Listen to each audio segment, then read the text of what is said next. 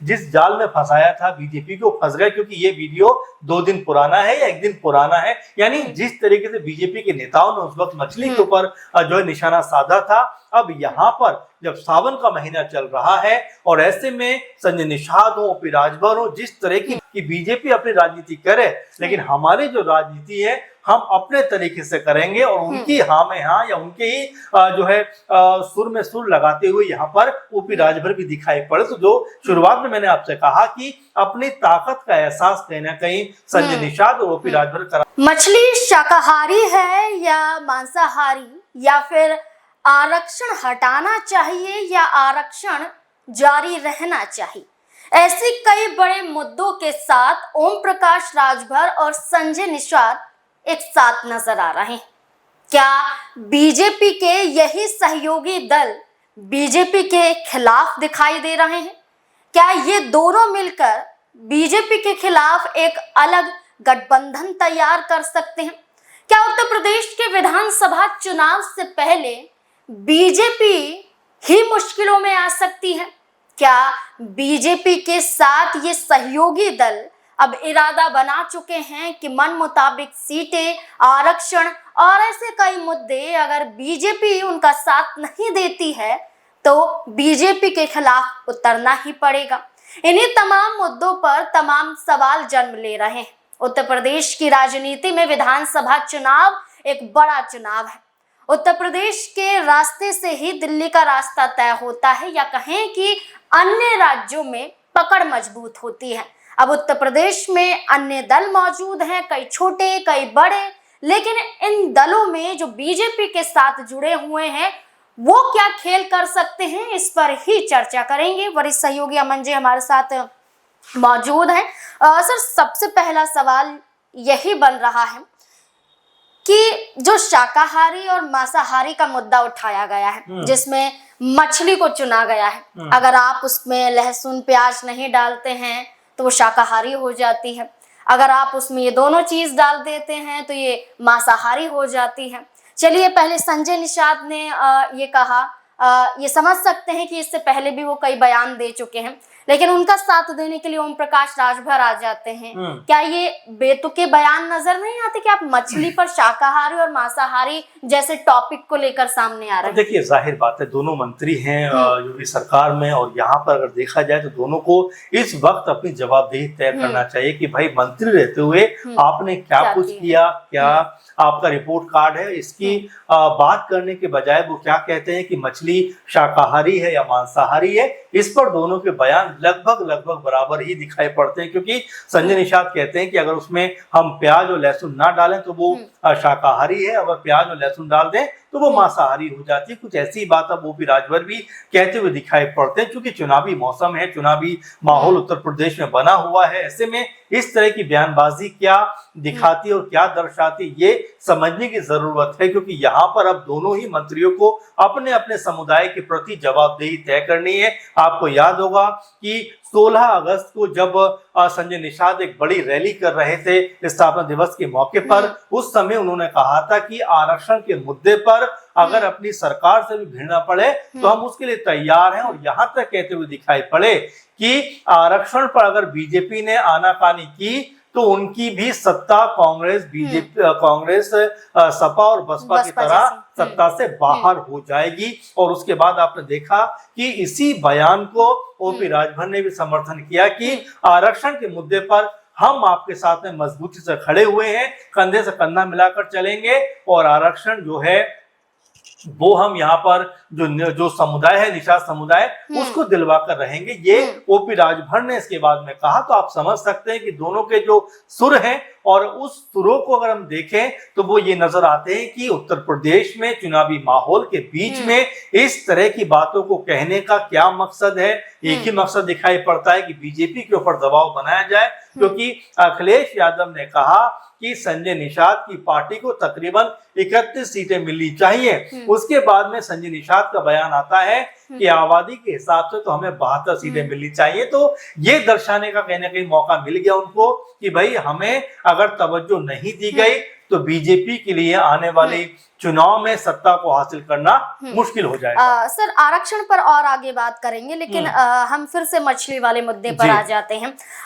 ये दोनों मछली को शाकाहारी बता रहे हैं कि लहसुन प्याज नहीं डालेंगे तो शाकाहारी हो जाएगी, लेकिन बीजेपी कई ऐसे मौके पर पूरी तरह से जो नॉनवेज शॉप होते हैं उसे बैन कर देती है, बंद कर देती है, चाहे वो कांवड़ यात्रा के दौरान हो, नवरात्रि के दौरान हो। कई ऐसे मुद्दे पर देखा जाता है कि ऐसा नहीं कि जो खा रहे हैं वो खाइए, जो नहीं खा रहे वो मत खाइए। पूरी तरह से उत्तर प्रदेश में इस पर रोक लगा दी जाती है और ये बीजेपी के सहयोगी ऐसी बातें करते हैं, तो यही तालमेल बिगड़ता हुआ दिखाई दे रहा है। आपको याद होगा कि जब बिहार में जब तेजस्वी यादव और मुकेश सहनी एक जो है सभा में जा रहे थे, चुनावों के वक्त की बात है 2024 के आसपास की, उस समय वो मछली खा रहे थे और अगले दिन से सावन लग जाता है, उससे पहले वो वीडियो डाल देते हैं और बीजेपी के तमाम लोग उसके ऊपर कटाक्ष करते हुए दिखाई पड़ते हैं कि ये लोग सावन को भी अपवित्र कर रहे हैं, मछली खा रहे हैं। और उसके बाद में तेजस्वी यादव ने कहा कि देखिए मैंने जिस जाल में फंसाया था बीजेपी को फंस गए, क्योंकि ये वीडियो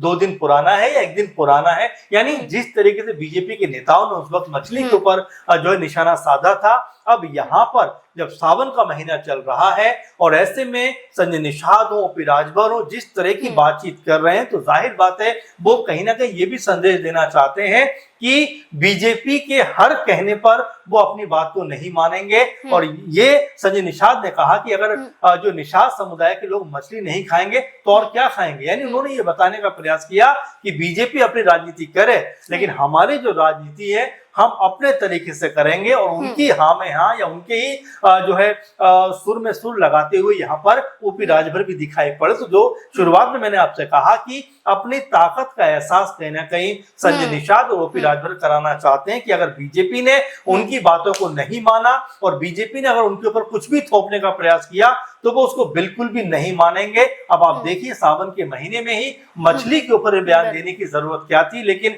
संजय निषाद भी वही बात करते हैं और ओपी राजभर भी वही बात करते हुए दिखाई पड़ते हैं। अब हम आरक्षण की बात करते हैं। इससे पहले हमने बंगाल में भी देखा ये जिस तरह से मछली खाई गई और बीजेपी के ही वो सांसद और कई चेहरे थे जो मछली खाते हुए नजर आए थे, तब उन पर आरोप लगा था। अब आरक्षण पर आते हैं। आरक्षण में निषाद समाज को SC ST वर्ग में शामिल करने की मांग है और आपने खुद कहा कि अपने स्थापना दिवस के मौके पर संजय निषाद ने कहा था कि अगर हमारी मांगों को नहीं माना जाता है तो हम धरने पर बैठ जाएंगे। क्या ऐसी नौबत आएगी? क्योंकि जिस तरह से अभी आरक्षण हटाओ दिल्ली के जंतर मंतर पर देखा गया, इसके खिलाफ चिराग पासवान ने ये कह दिया कि आरक्षण खैरात में नहीं मिला है, कि संविधान में दिया गया अधिकार है। और यही एक बड़ा मुद्दा है जिस पर ये तमाम छोटी पार्टियां, ये जो पिछड़े वर्गों को साधने वाली पार्टियां हैं, ये मुखरता के साथ आरक्षण का समर्थन कर रही हैं। बीजेपी कर पाएंगे? बहुत देखिए बड़ा सवाल आपका है, क्योंकि उत्तर प्रदेश का चुनाव है। उत्तर प्रदेश चुनाव में जिस तरह दोनों नेताओं ने पूर्वांचल की बात करें तो इसमें संजय निषाद दिखाई पड़ते हैं, ओपी राजभर नजर आते हैं और इसी तरह का बयान जो है वो चिराग पासवान भी देते हुए दिखाई पड़ते हैं। क्योंकि जंतर मंतर पर कुछ दिनों पहले आरक्षण विरोधी एक बड़ा कह सकते हैं कार्यक्रम वहां पर हुआ, एक विरोध प्रदर्शन वहां पर हुआ और उसके बाद में चिराग पासवान ने क्या कहा कि देखिए आरक्षण जो है वो खैरात में नहीं मिला है और आरक्षण अगर हटा दिया तो एक बड़ी परेशानी यहाँ पर खड़ी होती हुई दिखाई पड़ेगी। और चिराग पासवान के साथ में रामदास अठावले ने भी जोर देकर कहा कि ये संवैधानिक तौर पर मिला हुआ है, इसको हटाने के बारे में भी आप बात मत करिए, नहीं तो बड़ा नुकसान हो जाएगा। इस तरह की बातों को वो भी करते हुए दिखाई पड़े। अब क्योंकि उत्तर प्रदेश का चुनाव है, चिराग पासवान उत्तर प्रदेश में चुनाव लड़ना चाहते हैं, ऐसे में 2 लोग तो आरक्षण की पहले ही बात कर रहे थे, जिसमें संजय निषाद हैं, ओपी राजभर हैं कि भाई आरक्षण मिलना चाहिए। अब चिराग पासवान कहते हैं कि जो आरक्षण है उसको हटाया जाना नहीं चाहिए, क्योंकि ये आर्थिक तौर पर आप आरक्षण की बात कर रहे हैं, ये कतई तर्कसंगत नहीं है। क्योंकि आरक्षण जो है वो सामाजिक तौर पर जो विषमताएं हैं उनको मद्देनजर रखते हुए दिया गया ताकि समाज का जो स्ट्रक्चर है वो बेहतर होता हुआ दिखाई पड़े। इसलिए आरक्षण से कोई छेड़छाड़ नहीं होनी चाहिए। अब ऐसे में बीजेपी के लिए मुश्किल की बात यह है कि उनके साथ के तमाम दल जो है वो आरक्षण के ऊपर मुखरता से अपनी बात को रख रहे हैं। अब यहाँ पर उत्तर प्रदेश चुनाव की बात करें तो क्या कुछ इसमें होता हुआ दिखाई पड़ेगा? क्या इसमें चिराग पासवान की जो अभी बयानबाजी है और ज्यादा मुखर होकर दिखाई पड़ेगी? क्योंकि आरक्षण के मुद्दे पर उन्होंने बेबाक तरीके से अपने विचार रख दिए। वहीं संजय निषाद, ओपी राजभर भी कह रहे हैं कि भाई आरक्षण अगर नहीं मिला तो भाई बड़ा आंदोलन कर सकते हैं और फिर सरकार को झुकाने का काम करेंगे, और सरकार नहीं मानी तो उनको सत्ता से भी बाहर जाना पड़ेगा। इस तरह की बातों को करने का मतलब यही है कि आर या पार की लड़ाई में संजय निषाद और ओपी राजभर नजर आ रहे हैं। बिल्कुल, अब ये आरक्षण का मुद्दा नहीं है, कई ऐसे मुद्दे हैं जिस पर उत्तर प्रदेश में बीजेपी ने अपना रुख साफ नहीं किया है, जबकि उनके सहयोगी दल बीजेपी से अलग जाकर बयानबाजी कर रहे हैं। क्या यही बयानबाजी सिर्फ बयानबाजी तक सीमित रहेगी या यही बयान गठबंधन पर एक बड़ी चोट भी पहुंचा सकते हैं, एक बड़ी टूट या कमजोर हो सकता है गठबंधन? आपको क्या लगता है कि टिक पाएगा 27 तक ये गठबंधन, या यही बयान और यही फैसले और यही बड़े कदम गठबंधन को तोड़ भी सकता है? आपको क्या लगता है इस पूरे मुद्दे को लेकर? अपनी राय हमारे साथ जरूर साझा करें। धन्यवाद।